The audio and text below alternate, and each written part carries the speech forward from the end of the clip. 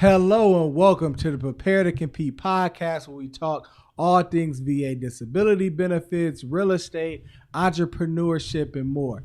And today we're actually doing it on the 4th of July weekend. Congratulations for that. Kenneth Davis, how you feeling today, my brother? Man, I'm feeling wonderful, You know, summertime, it's hot outside, so, kids are playing, burgers are burning, so hopefully we're going to have a great weekend this weekend. And the birds are chirping. Yes, sir. We got it all going on. So, yeah, just wanted, before we get into our wonderful topics today, just wanted to know if you had any kind of special news updates in regards to VA disability benefits. Got you. Man, you know what? There's so many different updates that go on, to be honest with you. We want to always make sure that we're giving any type of breaking news to you first hand, anything that comes about. So, what I would tell the viewers here, instead of giving you a flyby information, we want you to go ahead and click on the notifications. Anytime that we have an update from your veterans disability benefits, you'll be notified, and we will also kind of be broken down and have a one-on-one conversation. So we'll definitely make sure that is provided to you. Make sure you turn on those notifications. Absolutely. You guys been doing a wonderful job, actually. So, we actually have some celebrations going here. We hit 1,000+ subscribers. So definitely thank you guys on that. Absolutely. Thank you guys for the support. We love you. Yeah. We definitely love it, man. Keep the encouraging words and reaching down in the comments and really telling your stories. It helps us grow and also helps the whole entire veteran community. Let us know about any topics that you want to hear, and also reach down in the comments and let us know where you're watching from, so that we know where we're kind of building that following, and we could start doing actual videos in relation to those different cities and states. Because as you know, with the disability benefits sector, some stuff is state specific. So if we have a large following in a certain area, we would love to kind of touch that a lot more and hone in on those topics. Most definitely. And please, and again, we really love the comments, you guys. We definitely take viewership of these comments. We make sure we try to respond to each and every person, making sure that we communicate with our community, because at the end of the day, touching the people is the thing that we want to do. We actually travel, putting on different seminars and different things of that nature, and also workshops where we can be able to assist the community. So again, your story matters as a veteran. So with that being said, if you have a story that's going to impact another veteran, please go ahead and share, because at the end of the day, it's all about helping one another. Absolutely. And yeah, we have some upcoming seminars that's going to be coming up in Las Vegas, San Diego. As Kenneth referenced, we're going to be doing some traveling to some different states down south and different things of that nature. But yeah, if you have some connections, you want us to come out to your area to host a seminar, definitely get in touch with us. We'll love to do that. We love to kind of spread the knowledge and keep everything going within the veteran community. Yes, sir. All right. Yeah, man. So I did want to obviously touch base with, what's going on with the housing market. I know there's been a lot of updates in that area. Just wanted you have any information in regards to that? Absolutely. Man, there's still a lot of fear. There's a lot of fear right now, man. And, I definitely don't want people to be fearful, whether it's just in the civilian community or in the veteran community, because housing is so essential, it's essential. And you really have to start thinking long term when you're looking at housing. And people are so concerned about these interest rates, and they're really not getting what's really going on, and the fact that you need to always focus on your average mortgage payment, which is never going to go down. In the history of everything, whether rates were 20% back in the 70s or 80s, or they got all the way down to 4%, you were always paying more for housing, you know? So I think people, for some reason, they don't understand that, and they're not thinking long term, in the sense that, hey, you know what, maybe a $3,000 mortgage may seem expensive today, but you're going to have that same $3,000 payment 10, 20, 30 years from now. And then 30 years from now, that mortgage is going to be paid off. And now the average rental price is going to be $6,000 or $7,000. So, you're going to be making a lot of money. So I really want people to have that long-term thought process with things, and especially our veterans, get in with the VA loan. You don't have to put anything down on a property, and really start being more investment minded, because that's really a way to build wealth, right? While everybody is scared right now, you can really take advantage in getting into the market, right? Like, how many people wish they would have purchased a house in 2008, 2009, 10, different things like that, right? So really think about that, right? Everybody was scared. They didn't know what's going to happen. But what we all know is that we're sitting in some real estate right now. Even though we might have a virtual background, we still got to be somewhere, right? And so people are going to need housing, all the time. So you really need to definitely think about getting into the game and actually fixing your living expense, because that's always been increasing, right? It was one point where, your average rental cost was only about 10 to 15% of your income. Now it's getting to be, 30, 40, 50% and even more for some people, which is making it very difficult to secure housing. And I really want our community to really be mindful of that and just stabilize that line item in your budget. Okay. Once you stabilize your housing and you're able to get an affordable payment that you can maintain, everything else in your life is going to start. You're going to start seeing some definitely increases in being able to save and start building wealth once you're able to do that. Yeah. And I totally agree with you, man, because I will say, though, I think a lot of the media and also different, future projections are scaring people off, right? Creating a fearful mindset. But with that fearful mindset, we also have to take into account that, as you mentioned, there's nothing else going down, but housing is something that never goes down. That's never a decreasing thing, just due to the fact, obviously, population and so on and so forth. They may be temporary, but as you mentioned, having an investment mindset. Right, having an investment mindset. It's always for the long term. If you think about the short term is always this gamble.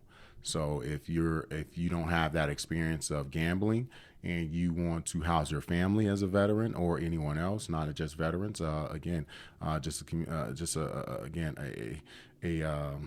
pillar in your family. You want to house your family. That's what you're going to need to do. You're going to need to purchase a home. Okay, it may not be wise to continuously to rent, because obviously, as Mr. Jones said here, stabilizing that line item could also project your family's future in a very very high standpoint. Okay, so we always want to make sure that investment mindset, anything that you put in, you can get back. So. Absolutely, yeah. And I even want to share a story from a veteran that I seen online that actually shared. And he purchased a home in like 95 while he was still active duty, right? He was still active duty, lived in that house for a few years, then converted that to a rental property. And now he still owns that home. I think he bought it for in like $150,000-$160,000 at that time. That house is worth over $750,000 now. Wow.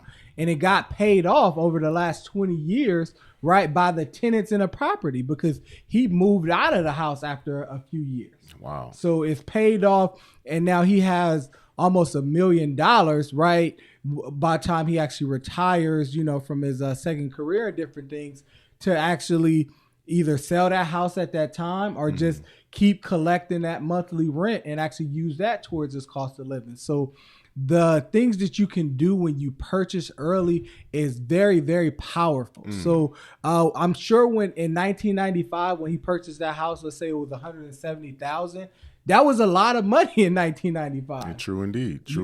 Absolutely. It was a lot of money in 1995. But he went out there and said, hey, I can afford this. I'm doing this for me and my family. I'm going to make that decision. And now it's worth more than $700,000 today. So that's incredible. Phenomenal. That's incredible. And I'll tell you, again, and we talk about a lot of times we're talking about the future, right? We may not know when our day comes, but I tell you one thing: the world is still going to go around on a day-to-day basis. So you always want to take an account for that on what what your legacy is going to be for your family. All right, being able to assist those people that unfortunately you left behind. So having that basis of a home is going to be able to secure them in some type of aspect, okay, financially and sentimentally. Some people stay in the same home for 20, 30 years, and guess what? Their children get old and they come back to that home, okay? Having that security blanket and hub is always vital to a family structure. So that is very prominent as well. I don't think we talk about that a lot as we're in a different generation, right? Before we used to be able to go to grandma's house or auntie's house or whoever's house. It's not so much of that anymore, right? It's 4th of July weekend. We know that somebody in the family was going to be throwing on a barbecue. We can always come by at that home that you were probably raised in, right? Or at that home that you can always go by. So we always want to be able to secure ourselves with real estate. So that's one aspect of things. And another aspect in regards to, as you mentioned again, retirement and different things, I want you to understand as well, having something to pay you back as a retirement. We don't talk enough about reverse mortgages, right? That's not my lane. You're the expert in that. I'm not going to get too much into that, but that's of an aspect. As you get older, when you get older, you're not going to be able to work all the time. You're not going to be able to work for the rest of your life. So you have to have some type of aspect in going to pay what's something that's going to pay you back, and having a home that is secure, paid off, that can be able to help you out. Absolutely. Yeah, that definitely helps with retirement. And again, it's all about stabilizing your housing. Cannot stress that enough. And, some individuals, have trouble securing housing right now, no matter how much, they work. We have individuals that end up going to college and they're looking at what the starting salaries are right now. And it's very dismal, right, in comparison. And you look at it, it's like, well, wait a minute, you want to pay me less than $50,000 and I have a college degree. And, and that stuff really hits home for me a lot because my former career was in higher education. And so I look at what they pay college recruiters and different things like that. And I'm just like, well, these individuals and teachers, not just professors, but actually K-12 teachers, it's like the salaries they make, and all of these individuals are here to inspire the youth, and they can't even afford to live in the communities that they teach. And it don't even have to be like a good community. Like if we're in Las Vegas, it doesn't have to be like Summerlin or, in the nicer areas of town and different things. It's like they literally cannot afford, based on their salary, to buy a house in the ghetto. So it's very imperative to really stabilize that as soon as you can. If you're in a position to purchase, you want to do that, because the other thing, when we talk about that stabilization, like let's say, for example, you're renting a place, right, and you lose your job. They're going to kick you out within a couple months, based on what the regulations are and the eviction process. But you're gone within a couple months. Yeah. If you're a homeowner, they're going to work with you. They're going to work with you. They have modification programs. They have a lot of different things. And also you may have built equity into your property. And then even if you do have to end up, going towards like a foreclosure process, you would sell the property before you would get there and actually make money on the property. And you lived there mortgage free for a year or so before they got to those proceedings. It's like, it is literally life changing. And it's something for most middle-class Americans that could be the difference between somebody being homeless and somebody actually being able to get that leg up in the world.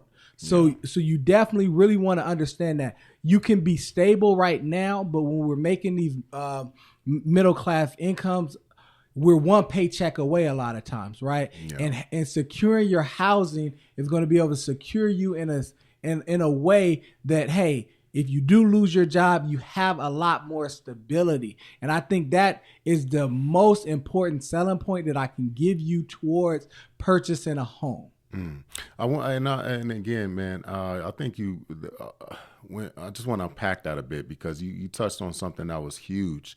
When you talked about foreclosure, being able to not being foreclosed on immediately, but having an option to sell first. Most people don't have that option. If you're renting, as he mentioned, you're kicked out in a few months. You're gone. You're gone. And guess what? 9 times out of 10, you're not going to get your deposit back. Everyone talks about, oh, I put this deposit down. You're going to get out the property. You're going to get my deposit.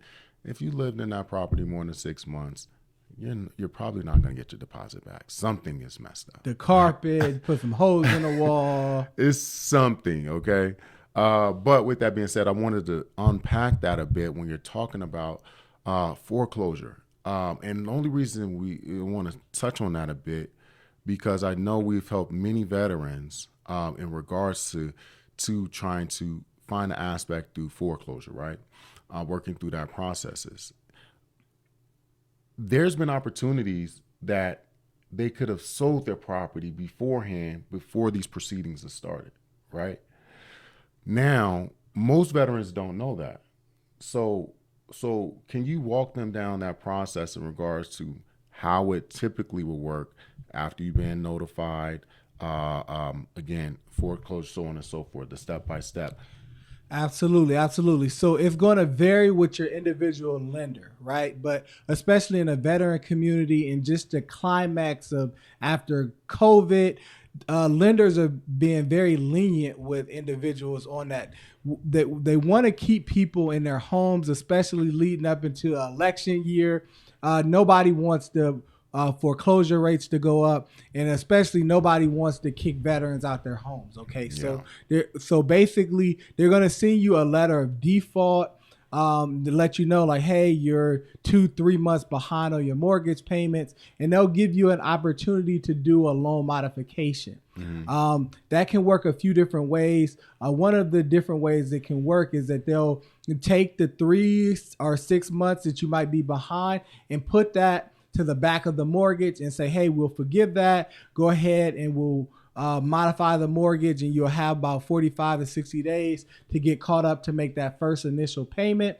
And all's forgiven, we can start over with that. So that is usually like a step one to do a modification, right? Which is, and even the step before that, if you notice you were going to fall behind, you could actually contact the mortgage servicer and say, hey, I just lost my job, or I'm having some financial hardship, and they can put you on a program that's customized to you based on your situation. You let them know your income, all those different things. So the first step, even before you go into modification, you might just say, hey, I just need to skip one payment, right? And they'll let you skip one payment. So if that's not working, it's more severe, you'll go into a modification program.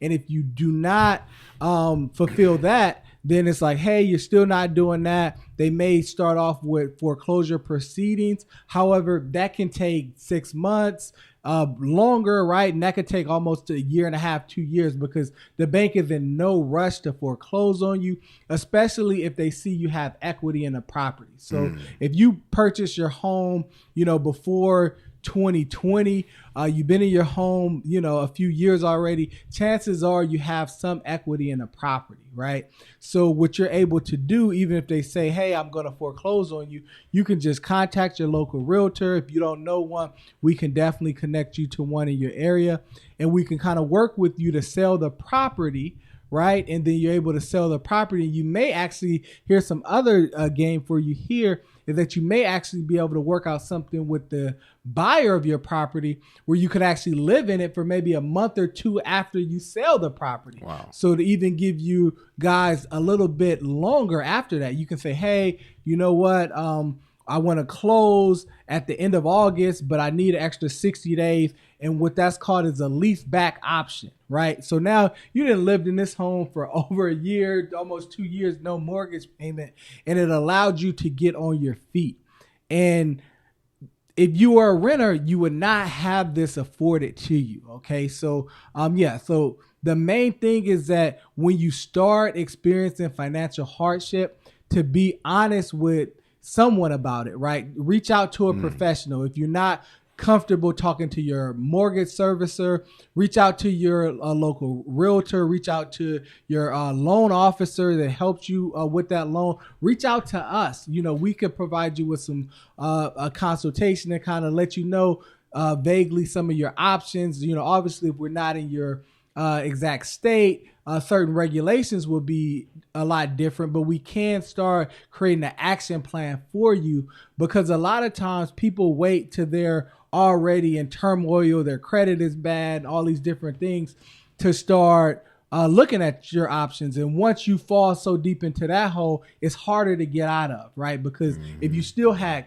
good credit and you had equity in a property, then we might be able to do a cash out refi and do a lot of different things like that. So there's a lot of options for you if you're proactive, right? So I would say step one is to try to be proactive. If you're not going to be proactive, or you're already past that stage, reach out to us. We can create an action plan for you, help you in regards to reaching out and learning more about modifications and even different programs that the VA may have for you to get caught up, because there's a lot of local organizations that can actually help you pay your back mortgage payments to get caught up as well. So again, there's a lot of support out there. You just have to reach out and talk to someone for help. True indeed. And again, as you mentioned, these many of these banks, they don't want these homes. I'll tell you right now, they don't want these homes. They don't want your home. Okay, it's just a product that they put out on the market to be able to lend to the community. However, this product has provided an exorbitant amount of financial gain for them. So again, if we can find a way, we're going to be able to create that development action plan for you. We have obviously contacts and partnerships across the U.S. So we're wanting to be able to support you, put you with the correct VA specialist that's going to be able to specialize in, again, your circumstance, to be able to understand laws, rules, regulations, and be able to help you, okay, beyond anything, to be able to help you. All right. With that worst case scenario, at least you'll be able to get some information. Absolutely. So, yeah, man, that's great there. Next, we're going to actually get into our topic for today. So stay tuned, and we'll be here with you. All right. Welcome back to the Prepare to Compete podcast. Again, we're talking all things VA disability benefits, real estate, entrepreneurship, and more. Yes. And we want to get into a topic today that is very near and dear to us all, right?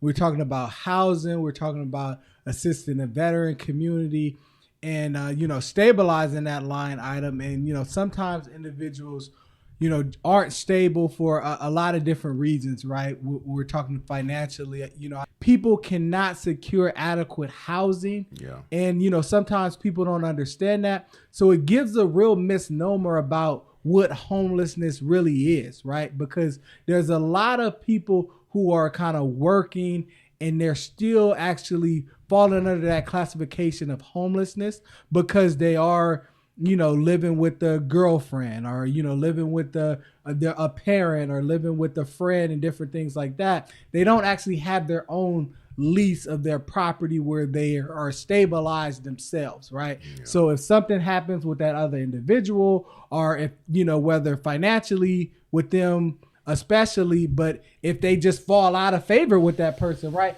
they can be on the street just like that, right? Yeah. And there's a lot of individuals like that. And there's veterans, unfortunately, who are in that situation or even worse, right? So we want to talk to that community. We want to let you know that there's a lot of resources out here for you, and to really get you guys proactively thinking about reaching out to those resources before you get down too far in that ditch where it's going to be harder to pull yourselves up.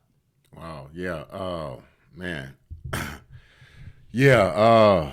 It's a very tough topic to talk about, you guys. So please forgive me, just due to the fact that, again, I am a military veteran myself, and I personally know some homeless veterans, and even homeless active duty members, which again we never talk about. Essentially, when we talk about homeless, we're not talking about homeless in the sense that they can go back to the base, they can go to the ship, they can go wherever to lay their head. Yes, you can rest your head, but just because you're resting your head somewhere does not mean you're housed, you're home. Okay. So with that, I mean, I think you kind of hit the nail on the head when we're talking about the homeless veterans, right? Again, and even the working poor, right? We talk about the working poor. No one actually uncovers that because you cannot, the affordability in some states and counties are just absorbent, right? It's just some of these states and counties have the cost of living is through the roof. All right, and we never really unpack that. California has been a huge state that, again, cost of living has did nothing but rise, right? We talk about New York. We talk about even Florida is getting to a point. Certain places such as Miami.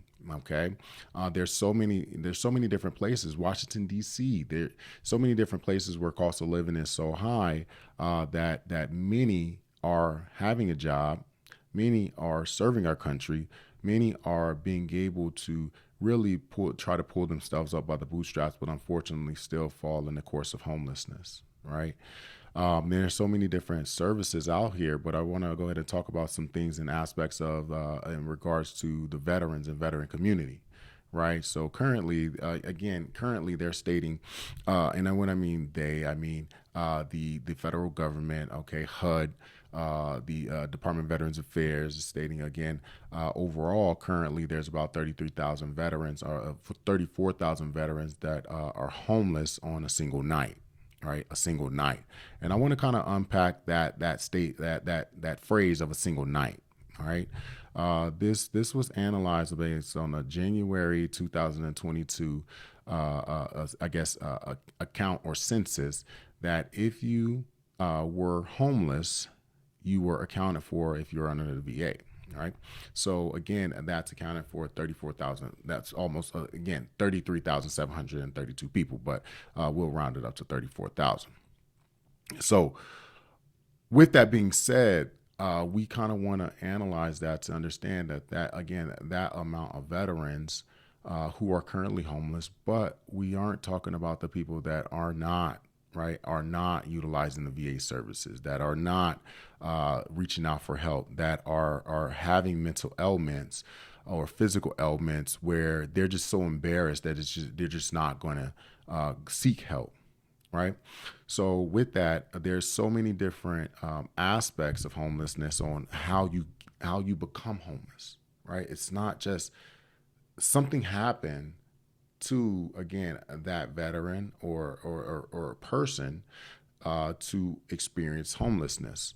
A lot of times when transitioning out of service, there's a lot of different ailments that transpire, such as mental, physical, and so on and so forth, that unfortunately puts veterans in a compromising position where being able to earn a livable wage is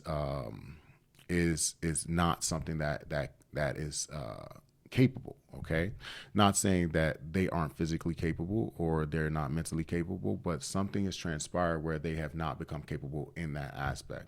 So with that being said, the federal government has put in place the aspects of being able to be housed. All right, and there's so many different programs out here that we want to suggest for veterans to be housed. All right. So with that, there's I mean the support the support family services that has really impacted the community.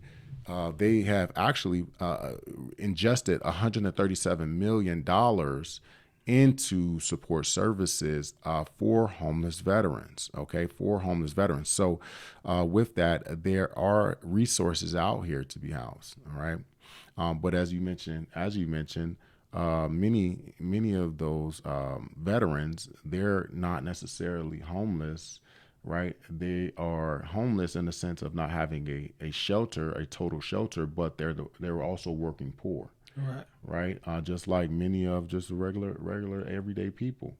But by being working poor, unfortunately, nationwide, it's gonna experience an explosion of homelessness as prices begin to continue to rise. So with that, we always want to make sure that the veterans are being able to unpack some of the support that can help their homelessness and also help their families.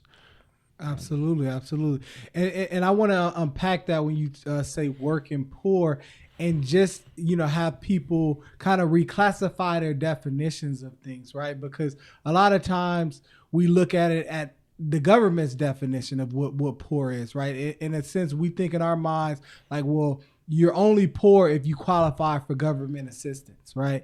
And that's extremely poor at that point if you're qualifying for government assistance, The but you poverty can level. yeah, that's extreme poverty level. So there's so many different levels to this here, because as we know, you could be making even what can be considered a livable wage, but just have so many different expenses and over budgeted yourself with car payments and your housing expense, and you have some medical bills and different things like that, and so many things come at you at once, and now you start falling behind, and now you really start going into that poverty state. So we don't want you to really. I want everyone to kind of be real sensitive to what that is, and just understanding that there's several different levels of poverty, right? And unfortunately, a lot of us fall on some scale of it, because when you think about what you really need to get by, like if you're an individual household, even here in Las Vegas where I'm at, if you're making less than $120,000 a year, you actually might fall somewhere on that scale, depending on how you budget your money, what your living expenses are, different things of that nature. And that's even being proven by the government, because right now for state employees in Nevada, the new governor has an initiative to actually raise the wages for government employees in the state 12%, especially those that make less than $120,000 a year are receiving a special stipend, right? Because they're feeling the effects of post-COVID. They're feeling the effects of gas prices and inflation in a lot of different areas. So, I don't want you guys to be bashful and think like, well, hey, I make six figures and different things like that. I'm not poor, different things like that. You can still be working poor and still make, a very decent wage that will be considered that, because sometimes we overextend ourselves and we just need help, because you are making that maybe before things got inflated, and now your grocery bill had just went up, $500 to $800 a month. Your rent is rising and different things like that. It ate a lot of those disposable incomes, and if you were someone that wasn't budgeting your money really well and living check to check on that amount of money beforehand, you're really feeling those effects now. Yes, yes, and those effects, and again, and if you're blessed to be able to make that type of income, because such little do, right? When we're talking about six figures and different things of that nature, if you're blessed to be able to be around that income, it puts you in a different bracket where you can still support yourself, but most people are not managing their debt to income ratios, right? So a lot of times you're again over leveraged, over debt, and buying things that you may or may not need, right? But we're not going to, again, we're not into unpacking that or providing judgment in that. What we're mainly stating is many people are not even in the position to even worry about that because they're homeless. Okay. Currently, right now, they're saying again about 586,000 people in the United States are in total homelessness. Okay, And that's again, that is a specific statistic from HUD. Do I believe there are more? Yes, because again, obviously, as we know, we can kind of push statistics either which way. So when we're talking about homelessness, we're talking about homelessness at scale. Okay, across the nation. And just because you have not been counted by the Census Bureau or some type of other interagency does not mean that you are not working poor and you're not homeless. Okay, I personally know many active duty members and other guys, and not only active duty members, but veterans who are outside of service that struggle with this, struggle with permanent housing, struggle with couch surfing, struggle with divorce, right? As we know, the military community divorce rate is so much more higher than just the regular average divorce rate, right? So a lot of times that hurts a lot of veterans. So with that, again, there's so many support services out here that we want to be able to assist you and provide the information. But a lot of times we also want to also understand why this is happening. So a lot of much of it is mental illness. Mental illness. I know it is kind of a taboo or something that we don't want to uncover or talk about so in depthly. But this is something that is very prominent. Okay, definitely within the veteran community, regardless of how the military has changed most, but it has changed many.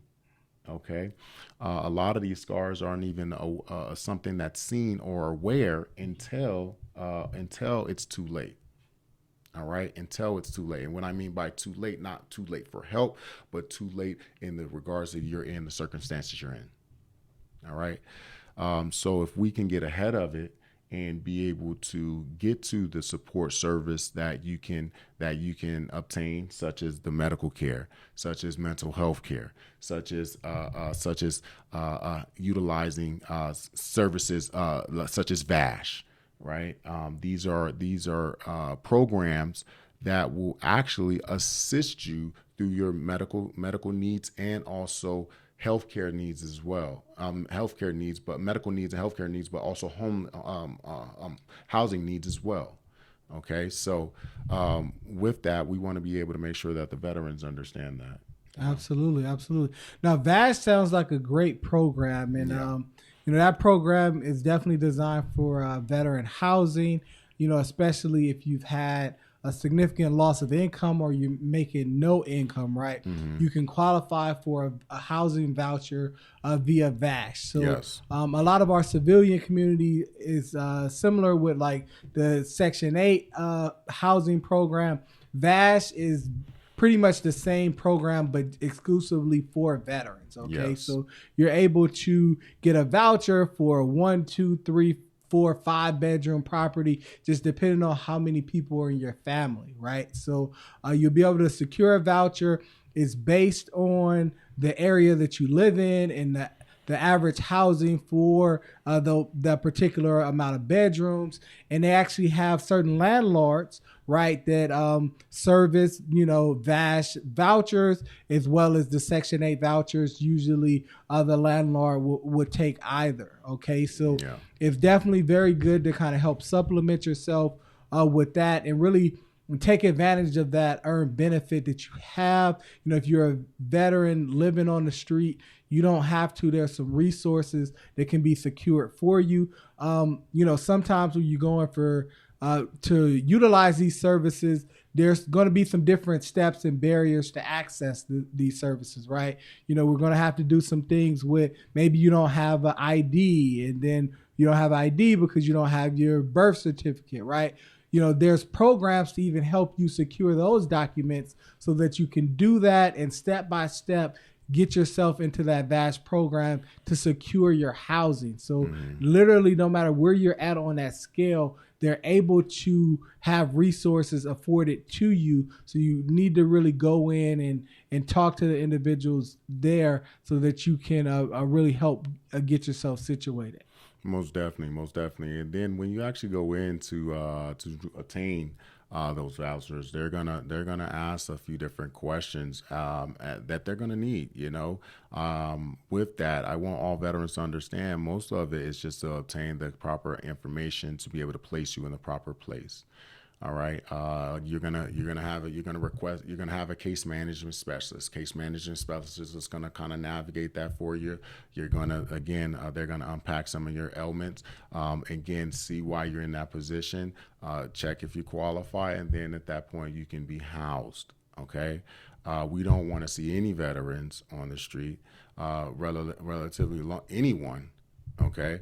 However, for the specific veteran community, there's also other resources out here outside of VASH, which again, we're going to go ahead and have specialized videos in each benefit that's afforded to you. But this in general, we wanted to talk about, unfortunately, the community at large. All right. So, but these, again, we're going to have other information that's going to drive benefits for the veteran community on a specific benefit, whether if it's VASH, whether if it's a support family service, other programs that provide you, furnishings, home furnishings, medical services, education benefits, and so on. So these are all going to be identified, but this is just the overarching topic that we wanted to talk about. So there are going to be more videos alike. Absolutely. Great stuff there, Kenneth. Great stuff. So yeah, our contact information is here below. If you have questions and you kind of have a need currently in regards to this, or if you know a veteran that needs help, definitely reach out to us. We'll love to connect you with resources in your area, as well as if you're interested in learning more about actually applying for increasing your service-connected disability benefits. We're able to help educate you on that as well, to really just get you guys all the information that you deserve, all the education that you deserve to get you into the right situations for yourself and your family. We're here for you. There's a lot of services here for you. Do not feel like you have to go at it alone. Please try not to get discouraged. Sometimes when you're working with some of the offices, you have to understand sometimes that those individuals are human themselves. They may be having a bad day when they spoke to you, and they're dealing with a lot of clients, and they're kind of trying to push you through the funnel sometimes. So please try to be patient. Do not get discouraged. Do not let that discourage you. Please reach out to us and as many organizations as you can for support so that you can really navigate yourself through that pipeline and system. Most definitely. Listen, you're not alone. We're wanting to assist. We want to support you. Please contact us if you are in need of support.